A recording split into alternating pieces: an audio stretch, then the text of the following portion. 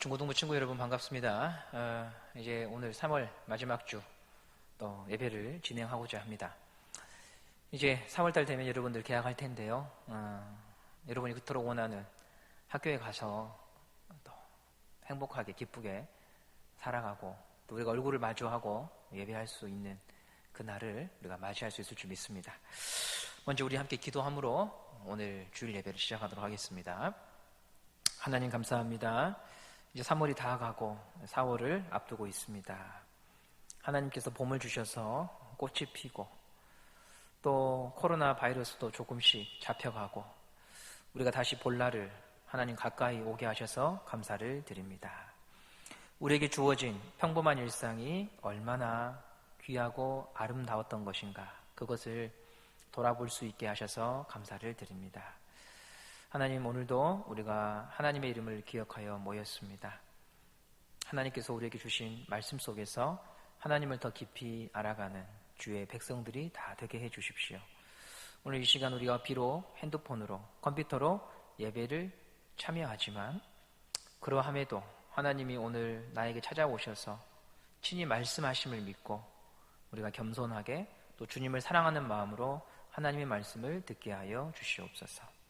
흩어져 있는 우리 모든 교사들과 친구들을 또 그들의 가정을 주님 지키시고 오늘 이 예배를 받아주시옵소서. 예수님의 이름으로 기도드립니다. 아멘. 먼저 여러분, 우리 선생님들이 여러분들 얼굴을 또 보고 싶어서 지금 시간이 나는 대로 뛰어다니고 계시는데요. 그 사진을 좀 한 컷 한 컷 보면서 예배를 시작하겠습니다. 우리 이현진 선생님께서 영빈이나 재혁이나 승우 친구들을 만나고 찍은 사진인데요. 마스크를 끼고 있어가지고 밤손님처럼 사진이 나왔네요. 그리고 우리 송수민 선생님 반 친구들하고 또 우리 오한나 선생님 반 학생들이 함께 식사를 하고 사진 찍은 모습입니다. 그 다음에 또 우리 이현진 선생님 반 친구와 우리 민주쌤 반 재경이와 소연이 사진입니다. 예. 그 다음 사진 볼까요? 우리 세연이가 있고요. 퀴즈가 있는데 이 사진에 보면 두 사람의 얼굴이 보이지 않습니다. 지금 온유 선생님과 찍힌 한 친구, 그 친구의 이름은 누구일까요? 그리고 경록쌤 얼굴 3분의 1 사진과 또 3분의 1 사진이 찍힌 이 여학생의 이름은 누구일까요? 여러분 영상을 보시고 가장 빨리 문자를 주신 친구들에게 또 햄버거로 여러분에게 달려가도록 하겠습니다. 예, 감사합니다. 오늘 성경 본문 말씀은 에베소서 5장 8절 말씀이거든요. 너희가 전에는 어둠이더니 이제는 주 안에서 빛이라, 빛의 자녀들처럼 행하라 라고 하는 말씀이에요. 에베소 5장 8절 말씀이요. 그리고 오늘 성경 본문 말씀을 가지고 나눌 주제는 깨어진 형상을 회복시킨 예수님이라는 주제로 여러분과 함께 말씀을 나누고자 합니다. 먼저 이번 주에 한국 사회를 발칵 뒤집어 놓은 사건이 있었죠. N번방 사건입니다. 미성년자를 상대로 악랄한 성착취 영상을 제작, 유포시킨 이 사건.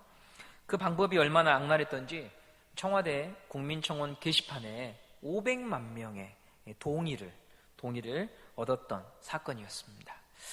이런 악랄한 영상을 촬영하고 공유한 사람들의 숫자가 현재 26만 명으로 추정이 되고 있고, 아마 이 N번방이 1번방, 2번방, 3번방, 4번방 이렇게 방이 여러 개 있었기 때문에 회원들이 중복해서 가입되었다고 생각할 경우 약 6만 명 정도로 추정을 하고 있습니다. 물론 정확한 숫자는 경찰의 조사를 통하여 밝혀지게 될 겁니다. 이 방을 관리했던 사람이 조주빈이라고 하는 청년이었습니다. 3월 25일 경찰이 신상을 공개했는데요.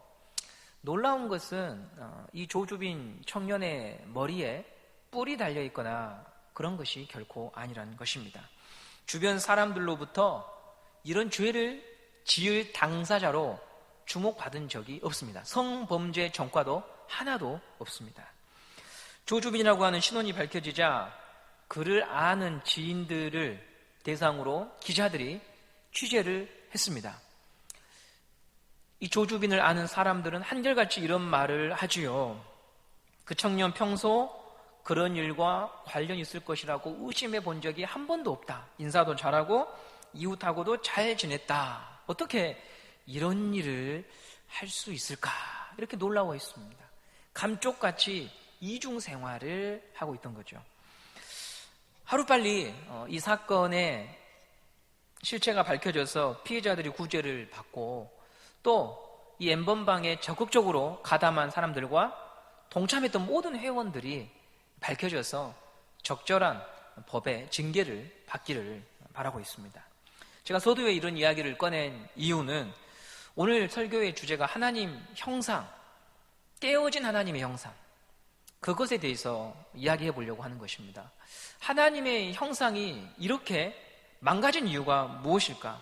사람이 사람을 향하여서 어떻게 이런 일을 할 수 있을까라고 하는 거죠. 저와 여러분이 그런 사람들을 향하여 이제 비난하고 손가락질하고 있는데요. 한 가지 여러분 우리가 생각해 봐야 될 것은 그 사람과 내가 다르다고 생각하지 마십시오. 그 사람만 죄인은 결코 아닙니다. 우리도 언제든지 그런 일에 관여할 수 있습니다. 여러분, 우리가 야동 보는 거 당연시하는 사회를 살고 있지 않습니까? 그 야동이 쌓이고 강화되면요, 이런 사건이 벌어지는 것입니다. 누구 하나 나는 저 사람들과 달라 이렇게 말할 수 없습니다. 그가 만든 N번방 25만 원에서 100만 원까지 150만 원까지 유료 회원들만 들어갈 수 있는 방입니다. 즉 나도 모르게 그런 일에 관여했어요, 이런 일이 아닙니다. 약 5단계를 거쳐야 자기 신원을 넘겨야지만 그 회원에 가입할 수가 있었습니다. 얼굴이 노출되지 않는 이 인터넷 공간에서 사람들은 체면이나 양심에 따라 움직이지 않고 욕망에 따라 움직입니다. 그리고 바로 그 지점에서 내가 누구인가를, 사람이 어떤 존재인가를 보게 됩니다. 우리는 다양한 것으로 내 자신을 감추고 살아요. 저는 목사, 남편, 아빠, 모 아파트 주민, 이런 것들로 제 자신을 옷 입고 있지만 그건 내가 누구인가를 보여주는 것이 아닙니다. 아무도 나를 아는 사람이 없고 보는 사람이 없을 때 그때 행하는 선택과 말을 보면 그 사람이 누구인가를 알 수 있다고 하는 것이죠. 나라는 사람이 누구인가는 아무도 보는 사람이 없을 때 나타난다고 하는 것입니다. 인터넷 공간처럼 익명성이 보장되는 그런 자리에서 사람들은 자기가 누구인가를 보게 되는 것입니다. 우리는 2주간 사람이 하나님의 형상대로 지음받았다고 하는 것에 대해서 이야기를 나눴습니다. 하나님의 형상대로 창조되었다고 하는 말은 하나님을 보여줘야 되는 자, 하나님을 드러내는 자로 하나님이 우리를 창조하셨다라고 하는 말씀이었습니다. 그런데 왜 우리는 지금 이런 현실에 놓여 있는 것일까요? 어떻게 사람이 사람을 상대로 이런 엄청난 짓을 저지르고 동참하고 희덕거리며 기뻐할 수 있는가? 그것을 우리가 여러분 한번 질문해 보자고 하는 것입니다. 수요일에 제 동생으로부터 연락이 하나 왔습니다. 이번에 도미노 피자가 5G, SK 5G와 한 가지 이벤트를 하는데 SKT 5G에 가입한 회원들에게 도미노 피자 50% 할인을 해주었답니다. 그래서 저희 동생이 형 피자를 제가 주문해 놨으니까 주월점 도미노 피자집 가서 이 피자를 받아오라고 하더라고요. 그때가 오후 4시였는데요. 제가 수요 예배를 마치고 피자집에 갔습니다. 갔더니 마스크 사러 약국에 사람들이 모여 들어있는 것처럼 피자집에 사람들이 너무너무 많은 거예요. 제 피자는 오후 4시에 주문을 했고 저는 그날 저녁 9시에 방문을 했는데 하루 종일 이 피자 주문이 밀리다 보니까 제 시간에 나올 수가 없는 거죠. 그래서 사람들, 이 고객들과 카운터와 옥신각신하고 지금이 몇 시인데 아직도 내 피자가 나오지 않았느냐며 갈등하고 분란이 되는 모습을 봤습니다. 제가 뒤에서 이 광경을 보면서 우리나라가 먹고 살만한 나라인데도 이리 먹을 것 가지고 아웅다웅하나, 그런 생각을 했습니다. 그리고 20대 형제 자매들이 그 피자집에서 일을 하고 있더라고요. 오늘 하루 종일 이렇게 피자만 만들고 있었을 텐데 저들을 향한 어떤 참 고생한다 이런 마음 없이 내가 주문했는데 너는 왜 정해진 시간에 주지 않아, 이런 눈으로만 보면서 싸움하고 하는 그 모습이 너무나도 한심스러워 보였습니다. 사람이 왜 이렇게 되었을까요? 왜 우리는 하나님의 형상대로 지음받았다고 하면서도 사람을 대하여 무례하고 사람을 나의 목적을 성취하기 위한 도구로 사용하면서 이용하는 것일까? 거기에 대해서 우리가 한번 생각을 해보자고 하는 거죠. 이 질문에 대한 답을 찾기 위해서 우리는 성경을 봐야 됩니다. 왜냐하면 성경은 인생, 사용, 설명서로 하나님께서 우리에게 주신 것이기 때문에 우리는 성경을 통하여서 한번 점검을 해보아야 합니다. 창세기 2장에 보면 하나님께서 아담과 하와에게 내가 너한테 모든 고난을 다 주는데 한 가지만 나와 약속을 지켜다오. 동산 중앙에 있는 선과 악을 알게 하는 나무는 따먹지 말아라. 이런 명령을 하십니다. 창세기 2장 15절 16절 말씀 함께 보겠습니다.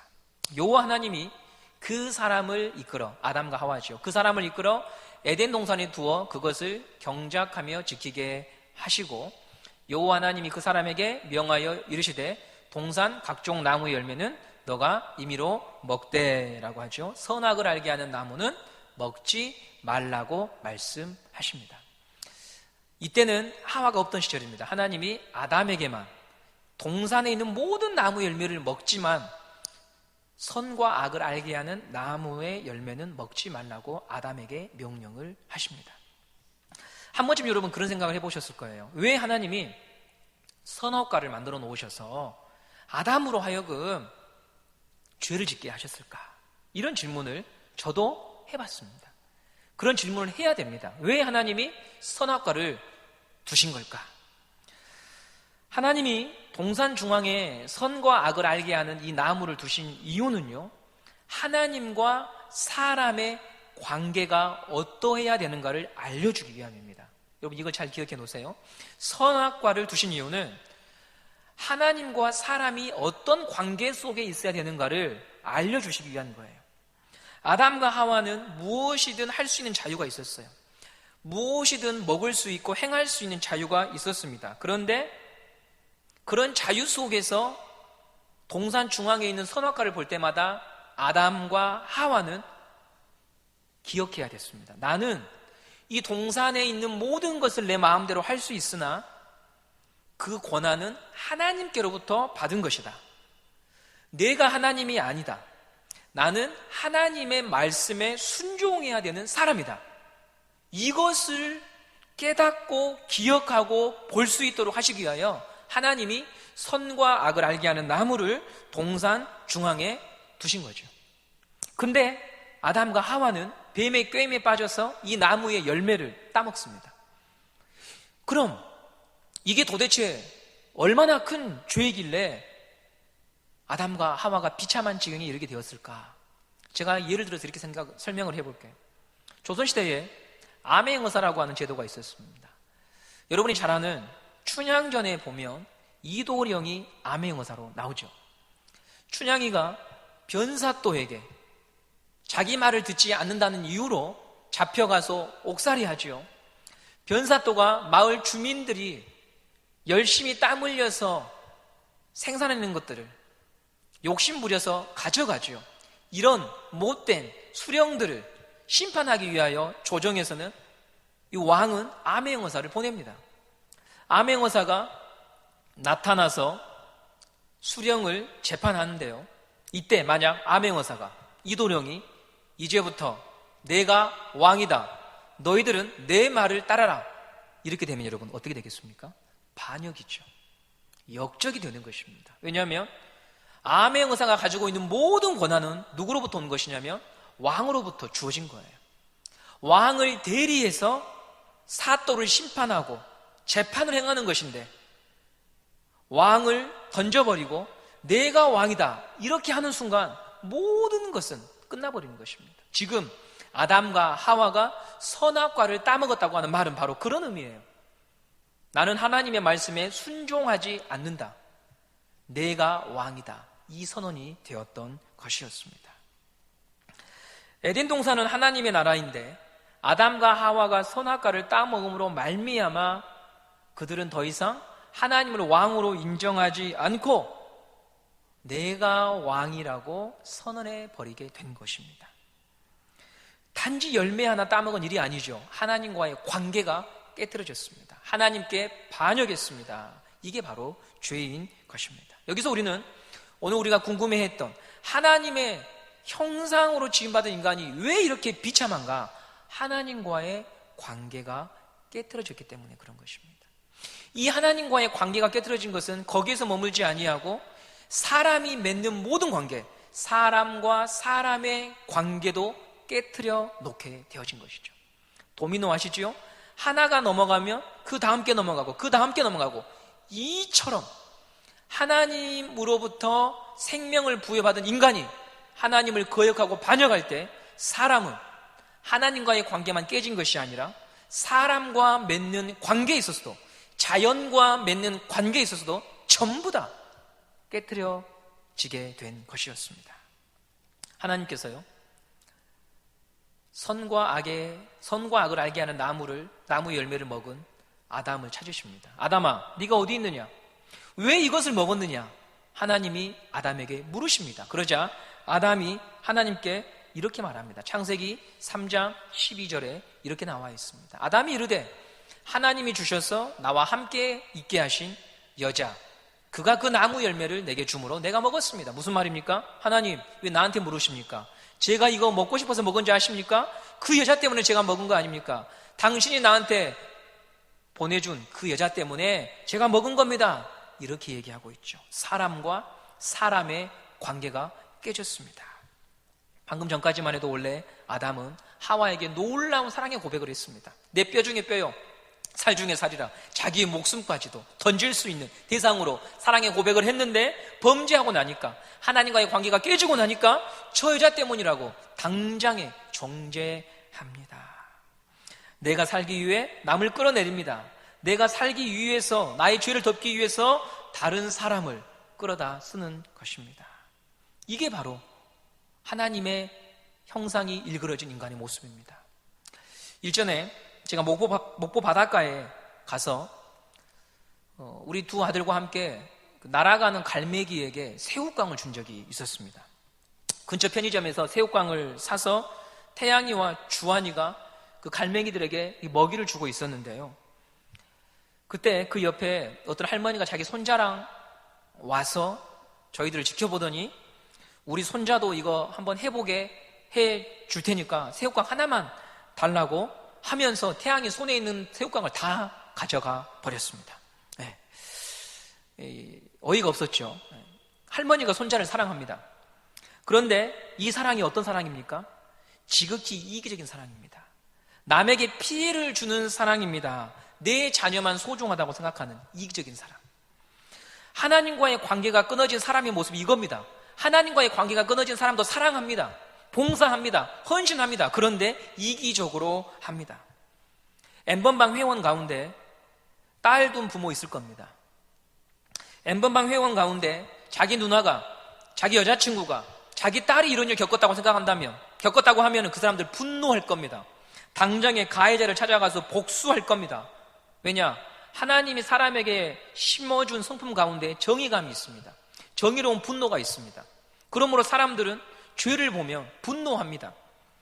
그런데 이 정의감이 나의 자녀나 나의 동생이나 나의 여자친구를 향해서는 이 정의감이 있지만 보십시오. 다른 사람의 자녀, 다른 사람의 여자친구, 다른 집의 딸을 향해서는 작동이 되지가 않는 겁니다. 오히려 남의 고통을 자기의 쾌락으로 여기는 이 몹쓸 인간의 태도를 보십시오. 죄를 짓고 있음에도 서로가 더 의기투합해서 더 잔인하고 가혹한 죄를 짓는 인간들. 로마서 1장 32절에 죄인들의 태도를 이렇게 기록하고 있습니다. 그들이 이 같은 일을 행하는 자는, 엠번방 같은 이런 엄청난 일을 행하는 자는 사형에 해당한다고 하나님께서 정하심을 알고도, 하나님이 주신 양심에 따르면 이것이 얼마나 나쁜 짓인지 알고 있음에도 자기들만 행할 뿐 아니라 그런 일 행하는 자들을 서로 옳다고 하면서 더 깊은 죄의 수렁으로 빠져들고 있다, 이렇게 말하고 있는 것이에요. 왜 사람이 이렇게 되었다고요? 하나님과의 관계가 끊어지면 인간이 가지고 있는 모든 능력과 인간만이 가지고 있는 고급한 여러 가지 실력들을 가지고 사람들은 죄를 짓는데 사용하더라. 그러므로 사람은 제도만으로 달라질 수 없어요. 이번 엠번방 사태를 통하여서 법적으로 보완하고 여러 가지 보완하겠지만 제도만으로는 사람이 달라지지 않아요. 이번 사건 이전에 몇 년 전에 소라넷이라고 해서 비슷한 영상들을 공유한 클럽이 있었습니다. 운영자가 구속이 되고 재판을 받았습니다. 그런데 오히려 더 진화된 방법으로 사람들이 죄를 즐기고 있다는 것입니다. 죄는요, 로맨틱한 것이 절대 아닙니다, 여러분. 오늘 제가 이 설교 영상 찍기 위하여 올라오기 전에 기사를 보니까 서울에서 한 명이 자살했더라고요. M번방에 들어가서 영상을 봤던 한 사람이 40대였던가요? 자살했어요. 네. 죄는 로맨틱하지 않습니다. 사람을 파괴합니다. 인격을 파괴합니다. 더 이상 못하겠다고 울고불고 해도 몹쓸 짓을 강요하는 이 집요함과 악랄함, 동물의 세계는 없습니다. 사람만이 오직 그런 자리까지 갑니다. 이게 바로 죄입니다. 죄를 짓고도 봉사활동하고, 죄를 짓고도 친절한 사람이라는 소리를 들을 수 있는 인간의 이중적인 모습, 공무원 역할을 하고 목회를 하고 집안의 가장으로서 자기 자녀들한테 바르게 살라고 말할 수 있는 이 이중적인 모습은 인간만이 가능한 것입니다. 그러므로 제도로 달라질 수 있는 게 아니에요. 사람이 다시 태어나야 됩니다. 사람이 다시 태어나야 됩니다. 이 일을 위해서 예수님이 오신 거예요. 새로운 영혼의 심장을 죄인에게 주기 위해서, 예수님이 나에게 자기의 심장을 빼서 주기 위하여 이 땅에 오신 거예요. 교육으로 되는 게 아니니까요. 책망으로 되는 게 아니니까요. 단지 감옥에 가서 몇 년 생활한다고 되는 것이 아니니까요. 나를 위해 십자가에서 예수님이 죽으심으로 내 안에 있는 어두운 생각과 내 영혼에 추한 것들을 그분이 대신 값을 치르시고 자기의 정결한 심장을 우리 죄인들에게, 나에게 주시기 위하여, 이식시키기 위하여 예수님은 이 땅에 오셨던 것이었습니다. 예수를 믿을 때 일어나는 일이 바로 오늘 본문 말씀입니다. 에베소서 5장 8절인데요. 너희가 전에는 어둠이더니 이제는 주 안에서 빛이라. 빛의 자녀들처럼 행하라. 너희가 전에는 어둠이더니 이제는 주 안에서 빛이라. 예수 안에 있을 때 어둠이었던 인생 안에 빛이 들어오는 거예요. 빛이 되는 거예요. 빛의 사람으로 하나님과의 관계가, 깨어진 관계가 다시 회복된다, 이 말입니다. 우리 인간의 이 비참한 일그러진 모습의 첫 출발이 뭐였습니까? 하나님과의 관계가 어그러졌기 때문인데, 그 관계를 돌려놓기 위하여 예수님이 오셔서 죄에 대한 값을 치르시고 하나님께 돌아갈 수 있는 길을 열어주시고 자기의 의로운 성품, 깨끗함, 정결함, 거룩함을 우리에게 부어주셨다 하는 것입니다. 우리는 스스로 깨끗해질 수 없습니다. 우리는 스스로 정결해질 수 없습니다. M번방 사건을 정리하려면 M번방 사건과 무관한 사람들이 정리해야 되듯이 우리 모두는 다 죄 아래에 있기 때문에 이 죄의 문제를 해결할 수 없습니다. 이 죄와 무관한 분이 오셔야 됩니다. 하나님과 관계가 깨트려지지 않으신 분이 오셔야 우리를 구원할 수 있습니다. 그게 바로 예수님이십니다. 요한복음 10장 30절에 예수님이 이렇게 말씀하십니다. 나와 아버지는 하나이다. 이보다 더 친밀하고 이보다 더 하나님과 가까운 분이 없다는 거죠.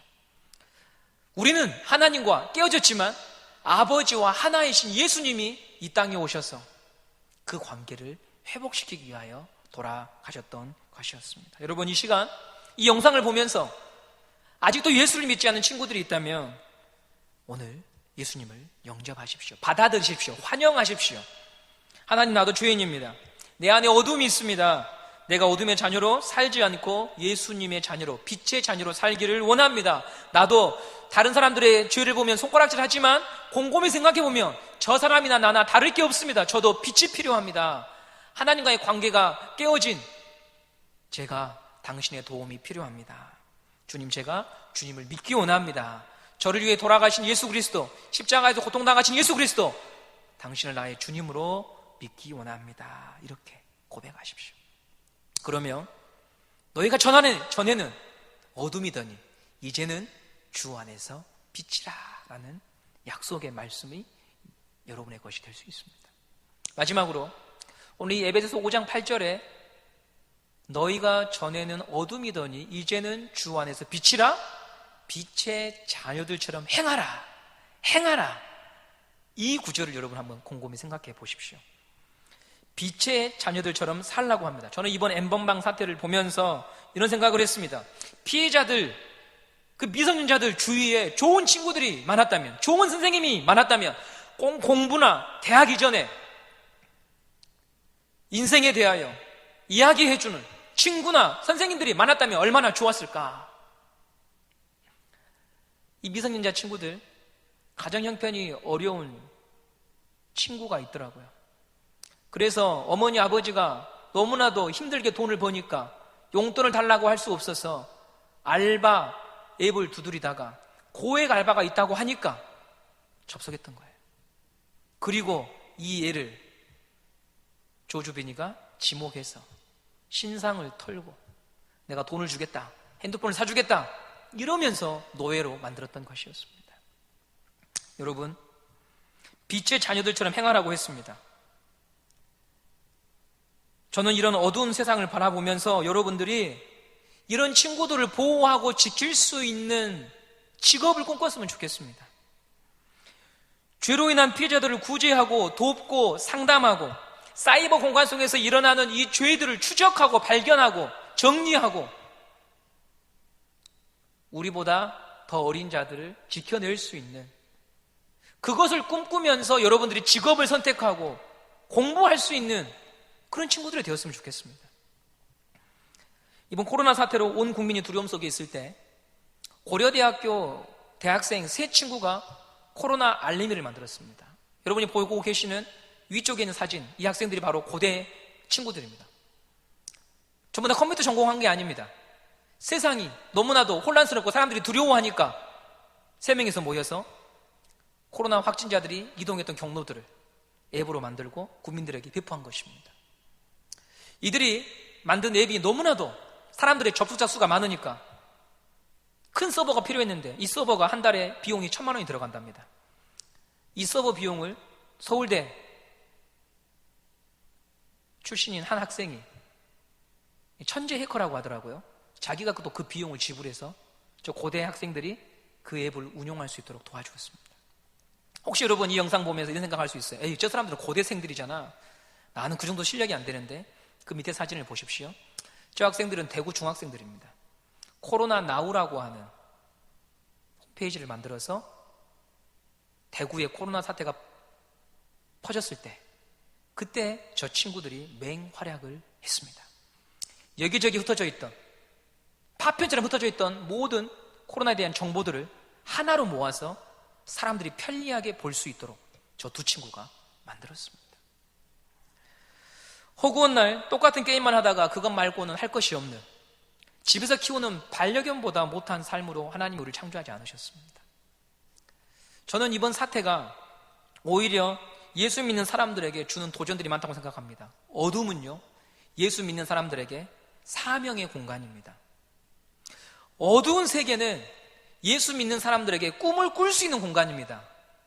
나로 인하여 저 어둠을 밝혀내리라. 그게 빛의 자녀들처럼 사는 것입니다. 단지 나 야동 안 볼게, 나는 남의 돈 떼먹지 않아, 나 남한테 피해 준 적 없잖아, 이런 게 아니고 여러분, 어두움 안에 들어가서 적극적으로 여러분에게 주어진 공부할 수 있는 기회, 머리, 두뇌, 환경을 가지고 어둠을 밝혀내는 사람이 되어야 하는 것입니다. 세상의 어둠을 볼 때 여러분 기억하십시오. 거기는 믿는 자들, 예수 안에 있는 자들에게 사명의 공간입니다. 거기에 예수님이 나의 어둠 속으로 들어오셨듯이 나도 그 어둠 속으로 들어가기 위하여 공부하고 그것을 밝혀낼 수 있기 위하여서 거룩한 분노를 가지고 하나님 앞에 꿈을 꾸면서 그 어둠을 밝혀내는 사람들이 되어야 하는 것입니다. 의미 없이 롤하는 거 여러분 곧 그만두어야 합니다. 그것에 우리 인생을 맡기기에는 우리 인생은 너무나 가치 있고 소중합니다. 누군가를 살려내는 자로 부름받았다고 하는 사실을 꼭 기억하십시오. 빛의 자녀들처럼 행하라. 빛의 자녀들처럼 행하라. 어두운 소식을 들을 때마다 꼭 기억하십시오. 빛의 자녀들처럼 행하라. 기도하겠습니다. 아닙니다, 여러분. 죄송합니다. 한 가지 여러분 사진이 더 남았어요. 이겁니다. 둘 사진 다 공통점이 있습니다. 다 컴퓨터에 많은 시간을, 인터넷상에서 많은 시간을 보내는 인생들인데 가는 길은 다릅니다. 여러분은 어떤 길로 가고 있습니까? 기도하겠습니다. 하나님 감사합니다. 너희가 전에는 어둠이더니 이제는 주 안에서 빛이라고 말씀하신 주님, 많이 배워도 많이 경험해도 내 안에 있는 추하고 더러운 죄를 정결케 할 수 없습니다. 하나님과 하나이신 예수님께서 오셔서 나를 위해 대신 죽어주시고 나를 위해 고통받으시고 당신의 깨끗함과 의로움과 거룩함을 나에게 주실 때 인간은 달라질 수 있고 변화될 수 있습니다. 주님, 오늘 이 시간 우리 친구들이 이래서 예수를 믿어야 되는구나 깨닫고 예수를 마음으로 믿고 주님으로 섬기게 해주십시오. 구원의 역사가 있게 해주십시오. 더불어 빛의 자녀들처럼 행하기 위하여 나에게 하나님이 공부할 기회를 주셨고 가정을 주셨고 학교를 보내주셨다고 하는 것을 우리 친구들이 잊지 않기를 원합니다. 하나님, 그저 맹목적으로 등급을 높이 받고 지방이 아니라 수도권으로 서울로 대학 가기 위하여서 수학을 풀고 국어책을 읽고 영어 문장을 해석하는 것이 아니라 이렇게 아프고 우는 사람이 많구나, 억울한 사람이 많구나, 그들의 눈물을 닦아주라고 하나님이 나에게 기회를 주시는구나, 꿈꾸면서 책장을 넘길 수 있는 친구들이 되게 해주십시오. 하나님 도와주십시오. 빛의 자녀들처럼 행하는 삶을 살게 해 주십시오. 어둠을 볼 때마다 저곳이 바로 나의 사명의 공간이라고 하는 것, 내가 밝혀야 될 공간이라고 하는 것, 우리 친구들이 기억하며 이 세상의 어두운 자리를 볼 수 있게 해 주시옵소서. 오늘도 우리 교사들 뛰어다니면서 학생들 만나고 있습니다. 주님, 그들의 발걸음마다 하나님 힘 주시고 은혜 주십시오. 모든 교사들이 동참하여 학생들을 섬기게 하셔서 감사합니다. 우리 임원들도 멈춰있지 아니하고 자기의 역할들을, 사명들을 감당하게 하시고, 우리 은성교회 중고등부가 그저 교회 안에서 아웅다웅 모여있는 것을 우리의 자랑으로 여기는 것이 아니라 누군가의 눈물을 닦아주는, 꿈을 꾸는 그런 공동체가 되게 하여 주시옵소서. 오늘도 영상으로 섬기느라 학업을 중단하고 잠시 교회에 들른 우리 우성이 형제에게도 지혜를 주시고 인생의 앞길을 주님께서 인도하여 주시옵소서. 이 모든 말씀 우리 주 예수 그리스도 이름으로 기도드립니다. 아멘. 여러분 감사합니다. 다음에 다시 또 뵙겠습니다.